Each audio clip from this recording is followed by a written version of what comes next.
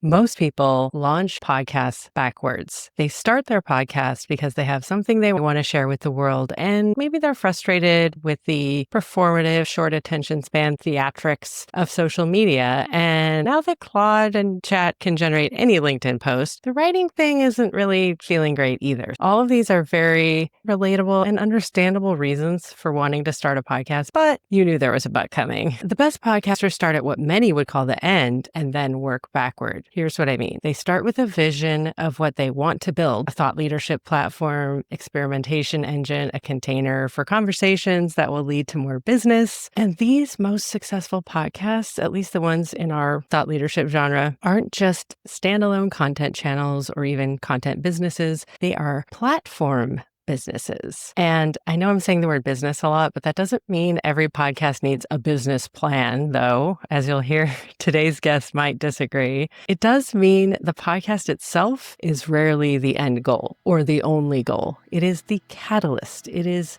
the place where trust gets built, ideas get tested, relationships begin. Eventually, if you've done it well, opportunities start finding you. If you're especially skilled at the working backwards thing, they become the beating heart of this empire that you're building. Hi, I'm Courtney Reimer, and this is Talking the Talk, a podcast where we talk about how to build a podcast that is sustained and earns its keep. Today's episode is about the difference between making a podcast and building a platform, or maybe even an empire. My guest is a former colleague of mine at Audible, Jameelah Calhoun, now the host of Unpopular Decisions, and to this day, the only person who has ever come to one of my podcast strategy meetings with an actual business plan for her show. At the time, I admit I was like, okay, friend, let me grab my popcorn and see how this all plays out. Because even though I'm someone who lives and breathes in an atmosphere thick with intentional building of things, I really thought she was in for a rude awakening when the reality of podcasting's, shall we say, slow burn growth trajectory hit.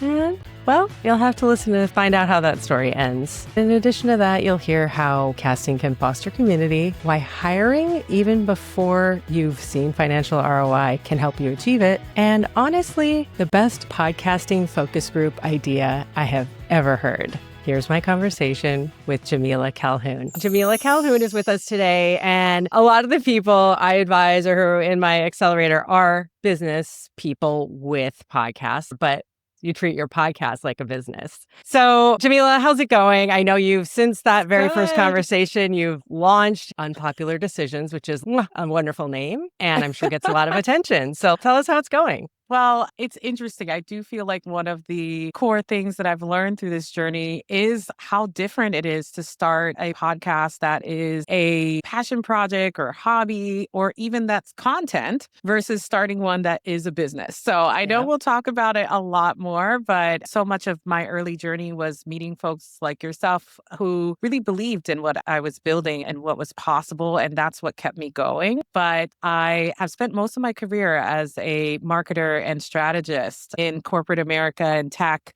And this is my first entrepreneurial venture, really, which took me a little bit of getting past some imposter syndrome around that. But it's been such a wonderful learning journey. And part of what Unpopular Decisions is about is stepping into our truth and taking bold life and career decisions, even when that means that we may not have social approval to do so. And so even stepping into this entrepreneurial part of my journey feels like I'm making one of those types of decisions. And I love the kind of connection and synergy between those two things coming together. Me too. And listen, if we didn't already have a lot of similar background, both having worked at Audible together, and so therefore appreciate things that sound great, this sort of similar trajectory and similar timeline of like starting our identity as an entrepreneur, also at the sort of same time starting our identity as podcasters. Now, you've been humble so far, and I have been too humble for you in your introduction, but like you use the phrase imposter syndrome, which I encounter with the most accomplished women and even sometimes men. My husband is an example, actually, but we'll put that aside for another time.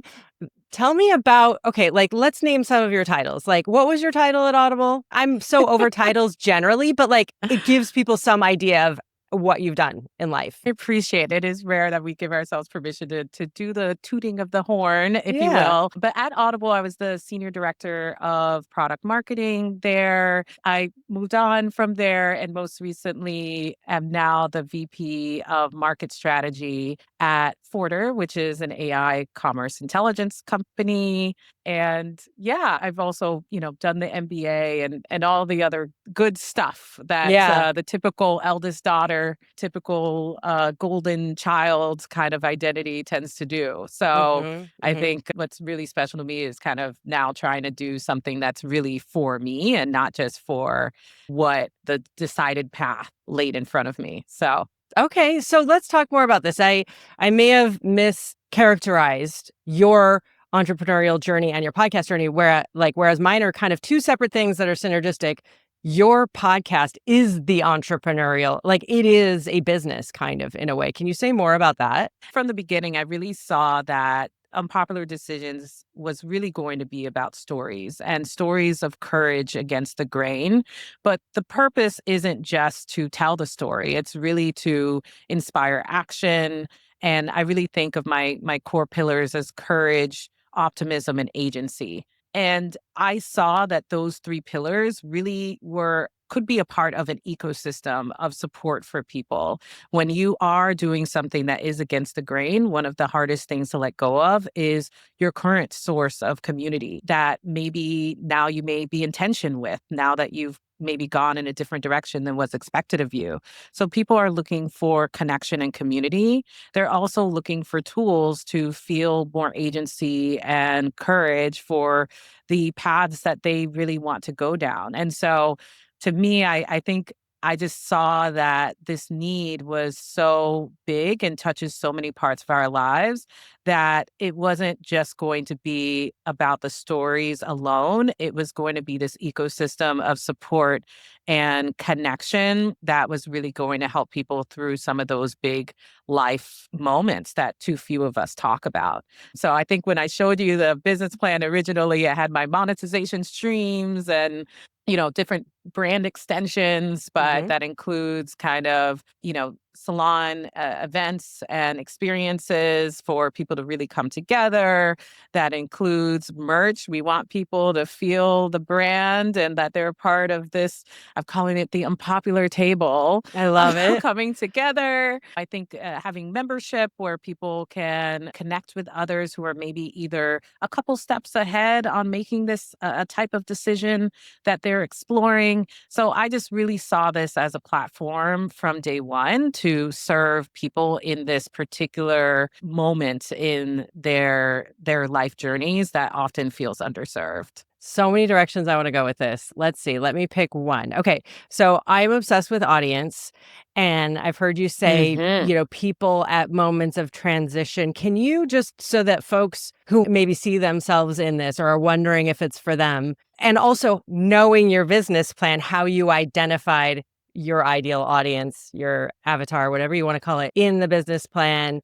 And I also eventually want to get to how the plan versus The reality. reality. So first, though, let's start like, who did you build this for? Either psychographics, Yeah. demographics, all of it. Broadly speaking, the audience has held, though it's gotten more refined from Mhm. launch versus my original plan. So there were definitely a couple aspects to me identifying who I was building for. Number one, the first unit of research is yourself.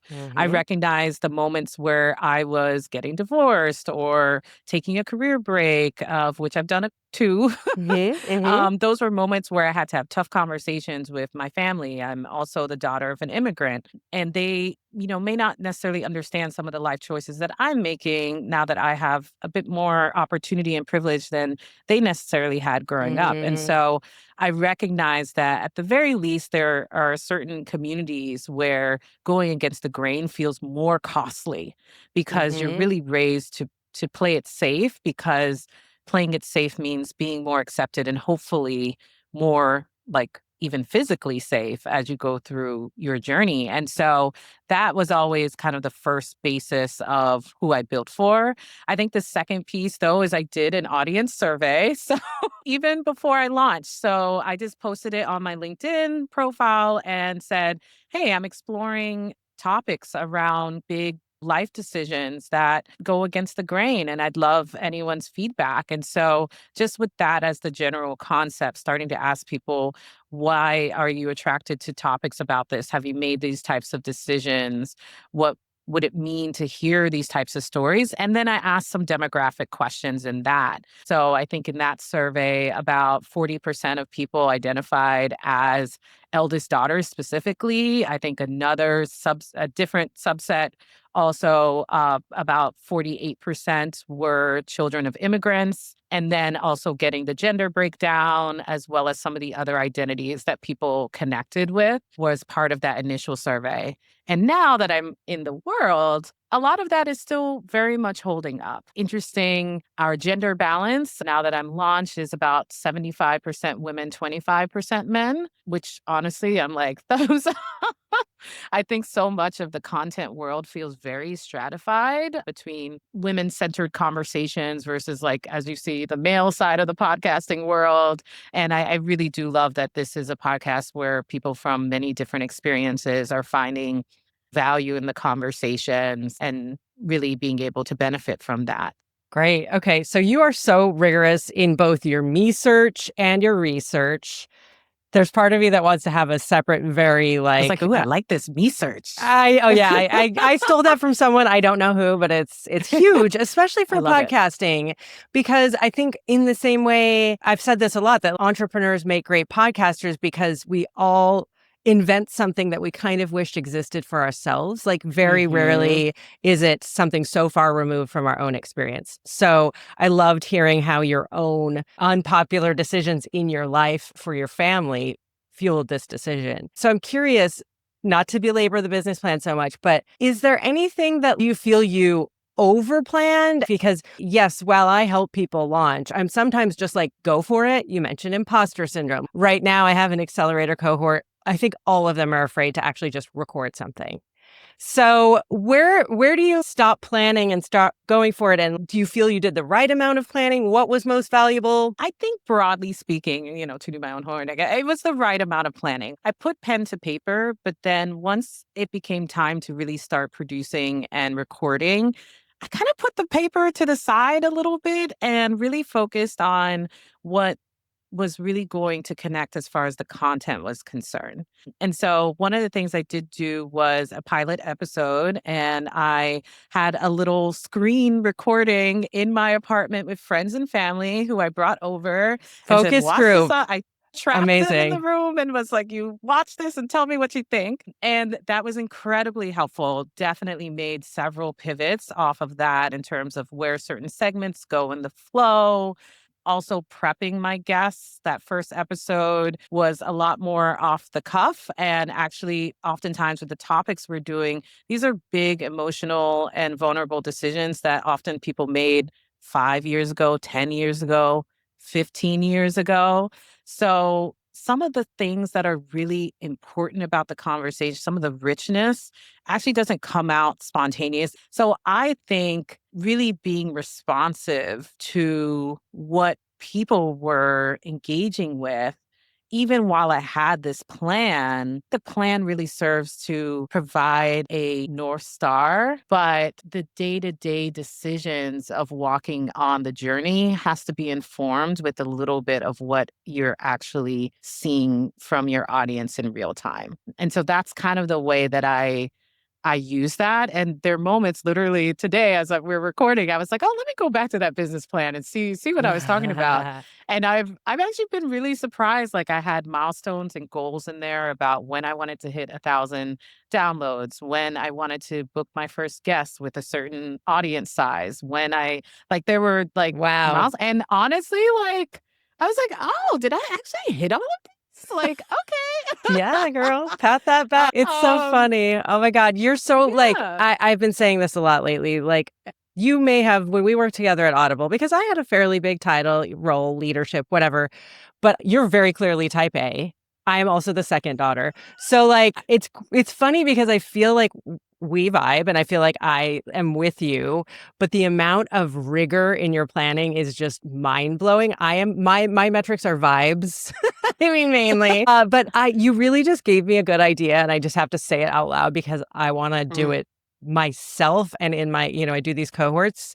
If they're ever brave enough to start recording, it might be cool to have a live listening session of everybody. We used to do that at Audible, but I feel like it was after it was premiered. I think we did it a couple mm. times, like with Esther Perel or something. If I may borrow the idea, let's say I do it. Yeah, Did of you course. have specific prompts for them, or did you just say, what did you think when you did your own little Um, focus group? well, for one, I paused throughout at Yeah. different moments in the conversation and said, okay, what did you guys think of this part that just passed? Or like, where are you as far Hmm. as your engagement at this stage of the conversation? And there was also just observation. Like, there was definitely a middle part of the conversation where people started like getting up for snacks and Looking at refilling their their phone. drinks. And I was like, okay, something we've That's lost so a few cool. people's attention at this phase. And so just taking real clear notes about what was happening on the screen at that phase and in the conversation that would have shifted it. I also asked people what other podcast or how many podcasts they listen to in general. Is this something they would be tempted to listen to again, how it compares to the other listening experiences that they're used to as far as the other media that they consume. Those were all questions. And actually, it's great timing you mentioned this too. I'm Mm. actually in the middle of a listening tour right now with my existing audience. So we've reached a point now where it's starting to reach strangers. And I was Nice. like, yeah, and People who it's can be great to honest see. without wondering if you'll disown them. Yeah, exactly, exactly.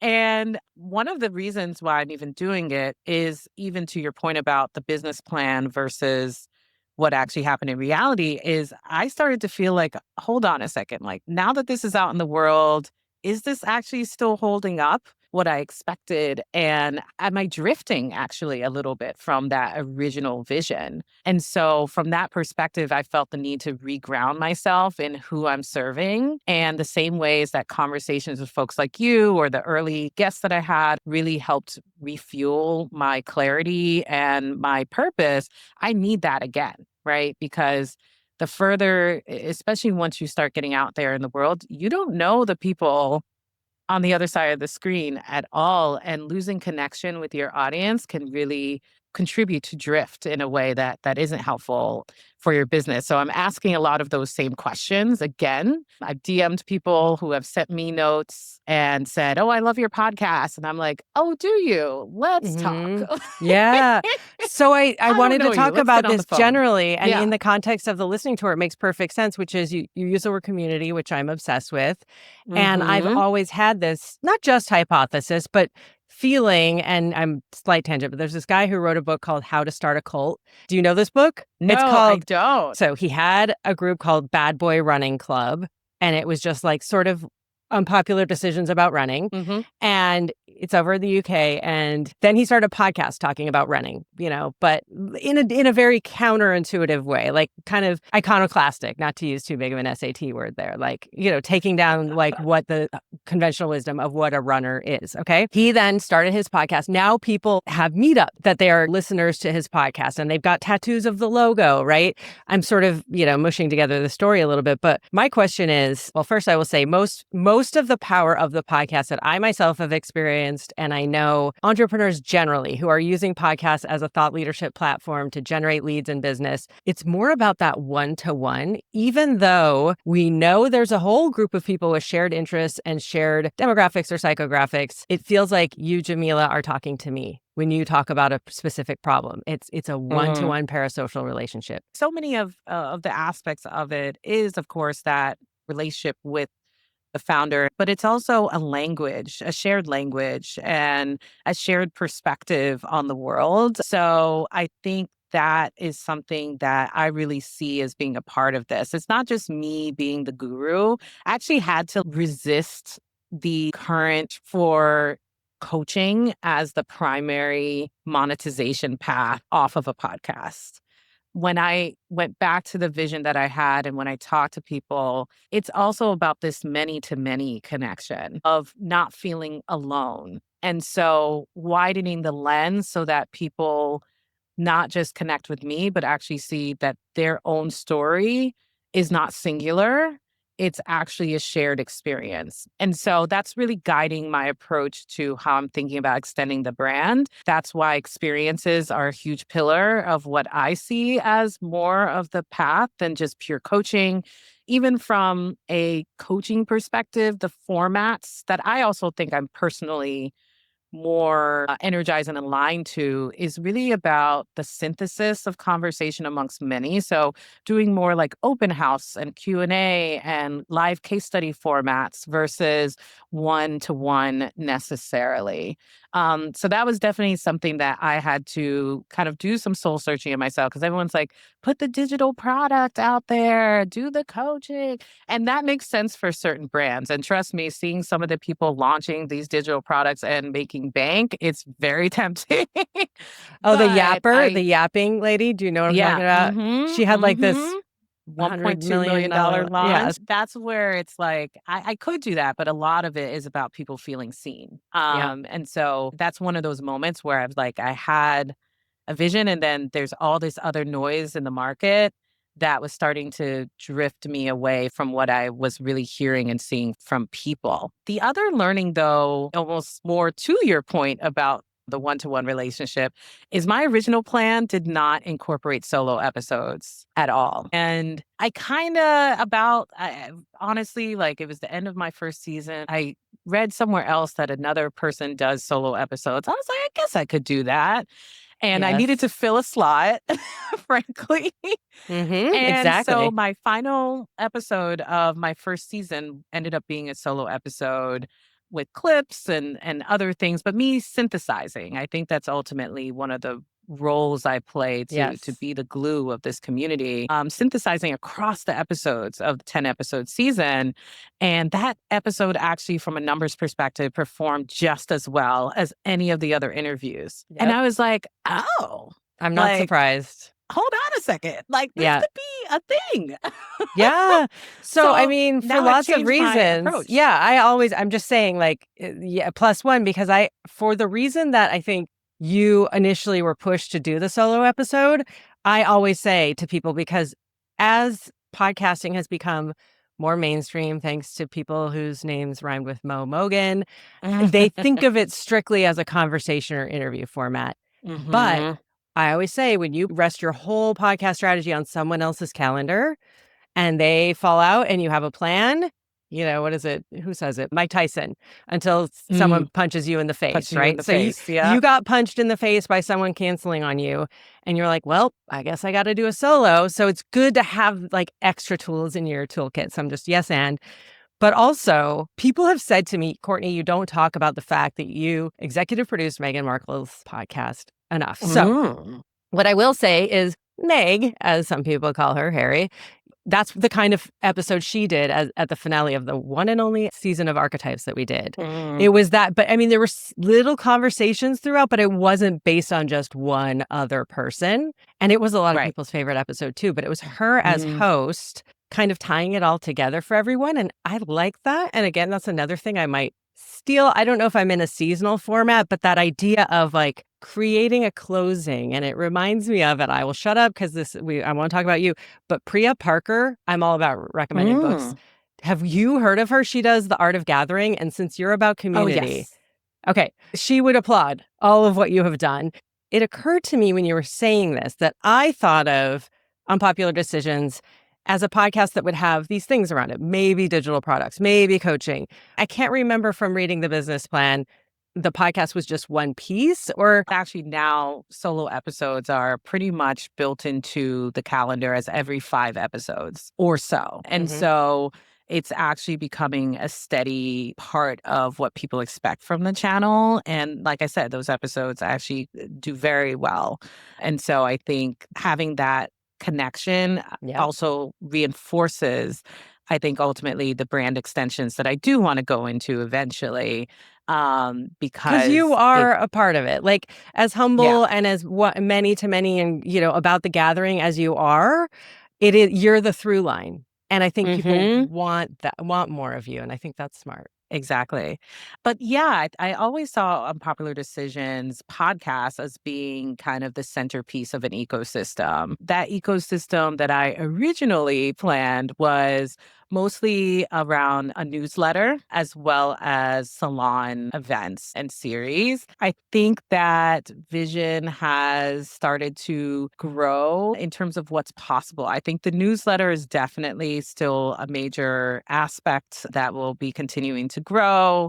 The salons will also continue to be a major aspect, but I'm actually now pushing into other parts of the brand and other event formats that I think will also be really valuable. One of the insights I got after launching is I thought that the big, salacious, unpopular decisions would be the most popular episodes. And these aren't salacious necessarily, but we've had episodes about a single mother by choice. We had an episode of somebody leaving MAGA. We had Mm, an episode of a teen mom deciding to continue her career after having a child at 15. I thought wow. those would inherently be like, oh, hot topic, right? Hmm. But the reality is, the episodes that the audience really gravitates towards and is usually their entry point into the podcast are career episodes. So, Yeah. somebody who's a job hopper, I had somebody who's suing their former employer right now on the show. Those employment episodes are actually our most popular and usually the entry point into the conversation for people. So, that's also changed my content mix as I've recognized that.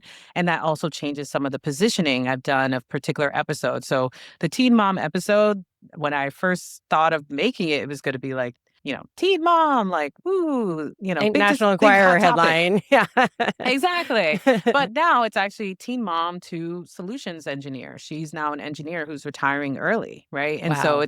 it's less about we talk about that, trust me. It's a big part of the episode, but ultimately what the positioning of it is how it ultimately provides inspiration for people who want to do bold things in their career too, right? So that means there are other events that I hadn't been thinking about, like more career oriented events and helping people plan nonlinear careers. That was not something I was originally thinking about. But given where the signal is coming, that's definitely more an area to lean into. The other signal that's come through is the entertainment brand. So Hmm. on social, which is in my mind its own product in a Yeah. way, people really resonate with the memes and the kind of snarky energy of Unpopular Decisions. So there's an irreverence to the brand, right? That's meant to be we're against the grain and finding some strength in that. So there's also some event formats I'm exploring that's a lot more on the irreverent side of thing than the kind of vulnerable self excavating side of thing. And I think the brand has room for all of that because part of that mission, again, courage, optimism, agency, that means career decisions. That means the optimism of like having fun and recognizing your power. And it's also about the internal work as well.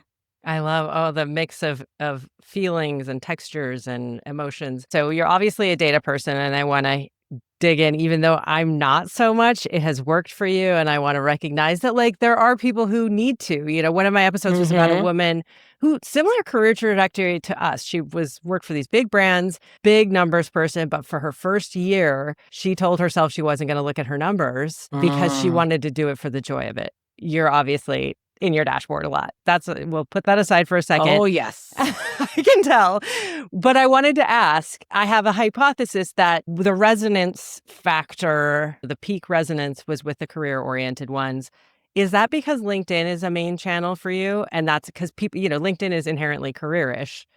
Do you think that was a product of who was coming because of the channel you were using to promote? I think it's three things. I think it is partially my own personal brand is as an executive, right? And Mhm. so I have credibility in that space that maybe someone else who's coming more from like a wellness perspective or an inspiration perspective would not have. And so that's an asset to me, right? Mhm. To leverage that. I think the personal brand is part of it. The second is somewhat channel. Mhm. LinkedIn is one of the main channels that I use, but there's also Threads. I tell people all the time, obsessed with Threads. So Use is it it before like it don't sleep becomes on ruined. Threads? Is it like Don't is it sleep on Threads, like for real. I've gotten, I think half of my guests for this season are all from Threads. Holy cow. And the diverse stories, the incredible humans I'm meeting, it's awesome. It won't last for long, but I also get several listeners from Threads. And I say it won't last for long because we know how once the billionaires get their hands on Well, it and I mean, the hopefully that's slop a and one-time thing with a you know, certain billionaire yeah, buying a yeah. platform. But anyway, yeah. We'll see. We'll see. But I just to say, I do think there are more channels that I'm finding listeners and things than just LinkedIn. But the third aspect is just the zeitgeist right now. People Mm, are being laid off. They are feeling very job insecure in terms of the economy, in terms of AI, in terms of changes to diversity policies. Again, thinking about my demographic and the people who are largely attracted to the conversation, though, of course, it's a very diverse platform. Anybody will find value in it. But knowing my demographic, they're feeling all of those trends at once. And so mhm. I just think that's one of the, not everyone is on the brink of becoming a single mother by choice, right? But Yeah, they don't a see lot themselves of as much. people Yeah. are in the middle of feeling like they need to make some big decisions about their career, just given what's happening in the macroeconomic environment. So that's how I understand that trend. What I'm finding, again, I said it's an entry point to the conversation. Most people start with those episodes. But the other episodes that are a lot more about personal decisions is where they go next, right? Mhm. And so what I find is, again, my dashboard reading is those episodes tend to be slower growth episodes. Their curve usually like hits an inflection point at like day 20. And all of a sudden listenership Interesting. goes up on it. Whereas the career episodes out of the gate, like Yeah, straight out of the yeah. gate, right? But so there's a value in having both of those types of conversations in it. I think they come for the career episodes, they stay for some of those unique conversations they're not having anywhere else. How did you do your audience acquisition? Was it organic? Did you lean into where you already had the most following? Did you spend anything? Okay, let's hear it. What was your plan? Yeah. So definitely the first place was LinkedIn. I didn't have a huge following. I had like 4,000 followers on It's not LinkedIn bad. when I Not started bad. this. Not bad, but Yeah. there's all levels to There's this, right? yes, sure. So that was naturally going to be my first place to start. My personal Instagram had, 500 followers. So like we're Yeah. not talking about huge distribution, but LinkedIn was definitely the first place and definitely I saw lots of growth there. I started after the first month of the podcast experimenting with Instagram ads, particularly on certain reels that I saw were outperforming in terms of followers and engagement. And what's nice about those is actually the audience has stayed. Like there's always this risk Mm, of you spend on an ad and then people kind of came for that one reel, but they weren't interested in the rest of what the brand was up to. That hasn't been my experience. I think we're truly still at that point of finding that first tranche of adopters who really are about what the brand is about. And I do find that the listener conversion happens after I post on Instagram for sure. If a day goes mhm, by and I don't post, there's a mhm. difference in the numbers, Wow. for sure. And same with LinkedIn. So those have been the primary acquisition strategies. And so usually I'll do like one Instagram ad a month Okay. for like 5 days of the month. So not a huge amount. I am experimenting for the first time of doing an ad on Overcast, which I know some Mm, other podcast folks recommend mhm. as another source for getting eyeballs and listeners. That's a bit more expensive than the Yeah. Instagram entry point. But again, like this is a business to me and this is a mission to me. So I'm not gonna just be like, oh, organic growth or nothing. Like Mhm. I know that once it's in front of people, they are finding value. They're sticking with it. They're messaging me saying how literally got one of those DMs that's like, thank you for building this. I Like, love and it that. just meant so much to me. So it is worthwhile to invest to reach the right people. So let's talk about, you said invest, perfect segue to return on investment. What does that look like, whether it be just hearing from someone like that or what's the monetization? Is that part of the ROI? I always say to people, even if they're doing it for the mission of it all, or even if they're doing it just as a visibility platform, you got to get some financial return. So Oh, what's the yeah. roadmap for that? What does that look like for you? Well, I'm still at the phase of experimentation, and this is why the listening tour is actually really timely and important. Now that I pretty much feel like, broadly speaking, there's some level of product market fit on the podcast itself, now I'm trying to figure out product market fit for those extensions. So I'm doing experiments right now. Like I mentioned earlier, I'm hosting my first virtual open house. It's all about positioning your next career chapter, and it's going to be like a larger group kind of doing Q&A and other formats within it, and that's kind of my first experiment into that particular direction. Of course, it's a ticketed event. Depending on how many come, it's a virtual event that will be, Mhm. it has potential to really grow. End of the month, I'm experimenting at the first in-person event. That will be a lot more of the entertainment brand that I mentioned earlier. So just celebrating irreverence, kind of am I the asshole Yeah. vibes, Reddit vibes. Love that. I love that. And then, of course, there are other ways that I am extending my own personal brand. So I'm also a startup advisor and do some founder power hours. So I consider this phase really the experimentation phase. And the listening tour is also part of that to understand what are they seeking? Like, are they looking for the PDF? Because look, if they say they're looking for the PDF, I'm not too proud. I will put out the $1.2 million Yeah. PDF Uh, if that's what the people want. That's kind of what I would say is this phase. But to your point, I pitched myself as a speaker, a public speaker at certain events as well for paid speaking. Engagement. And then I've done a joint proposal with another friend to do a retreat at a particular Ooh. organization that has a resort I love a upstate. retreat. And yeah, retreats, I also feel like are very aligned with this. She has a wellness brand, and I think the synergy there could be really powerful. So, experimenting is what I would say. But 100%, the plan is that this will become a self sustaining business.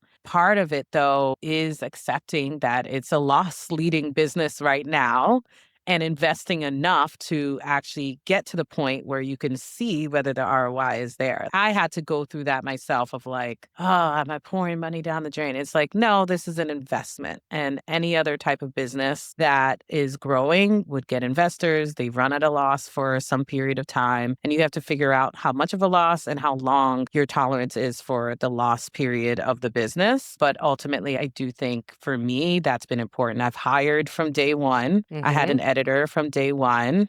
It's also because I have a full-time role. I knew I needed some support structure around the business. And so I've been probably relative to some other people that I know are launching podcasts or entrepreneurs, I've probably been a lot more hiring forward than Mhm. some other people are who are completely Yep.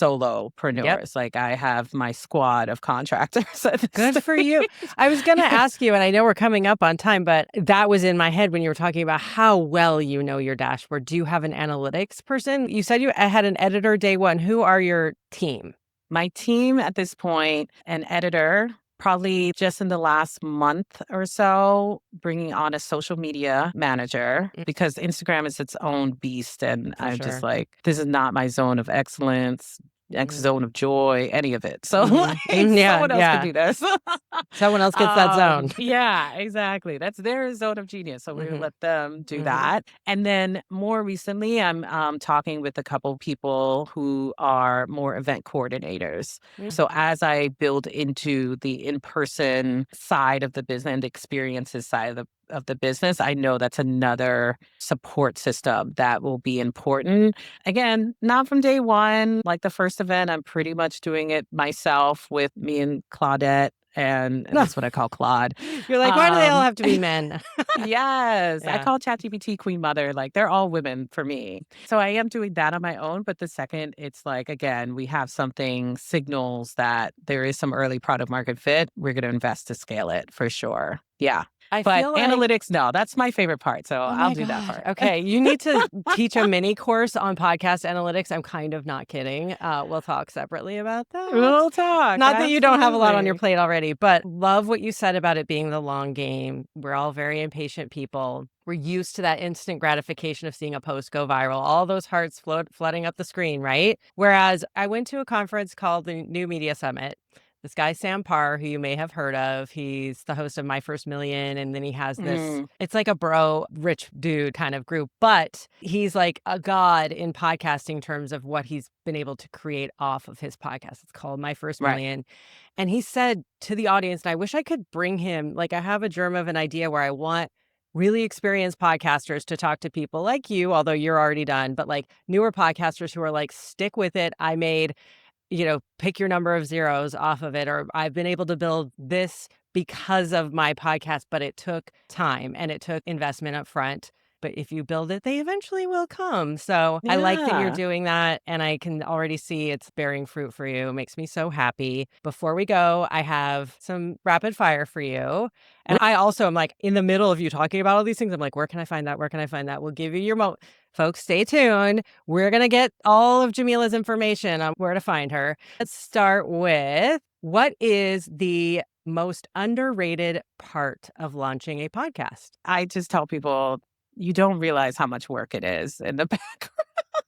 Yeah. And the underappreciated pieces for me was actually thinking about the show segments and the content structure. And I think that's actually something that I landed on pretty early and has been one of the parts that's been working quite well. But the whole narrative of it's a bro with a mind and And that's that's it. all it Yeah. takes is insane and clearly not the case. Okay. So, on the other hand, what's the most fun part of podcasting? 100% the guest interactions. I love meeting new people. Their stories are so inspiring. I honestly am one of those people where I'm like, oh, we're best friends now, right? Yeah, but But there still, is obviously magic here happening for there's sure. connection and truly some of the people who came on board from day one off of a DM from me and they still reach out, we still check in on each other. So I do think it really is meeting incredible humans and being able to be a safe place for them to tell these types of stories. I was